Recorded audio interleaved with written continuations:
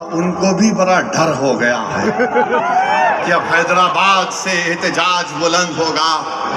ارے جو تم خواجہ اجمیری کے آستانے کے ذمہ دار ہونا، میں پارلیمنٹ میں انشاءاللہ تعالی خواجہ ایکٹ کے ترمیم کا ایک بل لاؤں گا اور پرائیویٹ ممبرز بل لا کر کہوں گا کہ تم نہیں بنو گے، اس میں پسماندہ کو کسی کو بنانا پڑے گا۔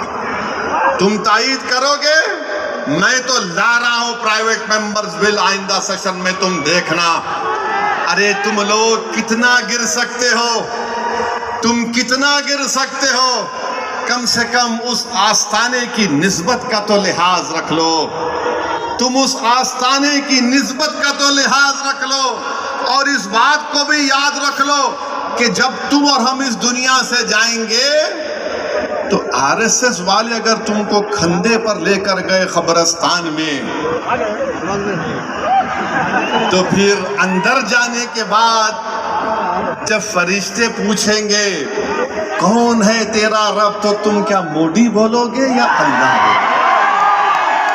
دیکھ لو اس بات کو، ہم تو اللہ ہی بولنے والے ہیں اور بولتے رہیں گے۔ اللہ ہی ہماری مدد کرے گا اور اللہ ہی ان کو شکست دے گا انشاءاللہ تعالی۔ ہم توحید پرست ہیں اور ہم کو فخر ہے اس بات کا کہ رب کائنات جس چیز کا مالک اللہ ہے، موڈی کہہ رہے ہیں کہ اس کا مالک اللہ نہیں رہے گا۔ اب موڈی آپ خود دیکھو گے، اللہ کیسا بتا دے گا اپنا جل جلالہ، آپ دیکھیں گے۔ آپ اس قانون کو تم کو واپس لینا پڑے گا۔ جس طرح ہمارے کسان بھائیوں نے ہم کو راستہ دکھایا، ہم اسی راستے پر احتجاج کریں گے جب تک قانون واپس نہیں ہوگا۔ بھارت میں پرامن احتجاج ہوگا۔ آپ تیار ہیں کہ لمبی جمہوری لڑائی لڑنے کے لیے، یا پھر کوکا کولا کی طرح اڑ کے پھر ٹھنڈے تو نہیں بیٹھ جائیں گے؟ کیا آپ تیار ہیں جمہوری احتجاجی لڑائی لڑنے کے لیے؟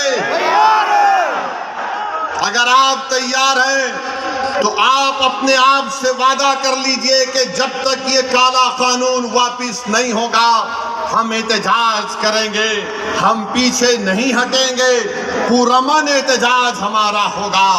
یاد رکھو میرے عزیز دوستوں اور بزرگوں، ہم اللہ جس زمین کا، جس جائیداد کا مالک ہے، اس کی حفاظت کے لیے آگے بڑھ رہے ہیں۔ ہم اللہ کے گھر کی حفاظت کے لیے آگے بڑھ رہے ہیں، ہم اولیاء اللہ کے آستانوں کی حفاظت کے لیے آگے بڑھ رہے ہیں، ہم اپنے عیدگاہوں کی حفاظت کے لیے آگے بڑھ رہے ہیں۔ اور یاد رکھو انشاءاللہ تعالی اللہ ہماری اس کوششوں کو قبول کرے گا، اللہ ہمارے اس ایثار کو قبول کرے گا۔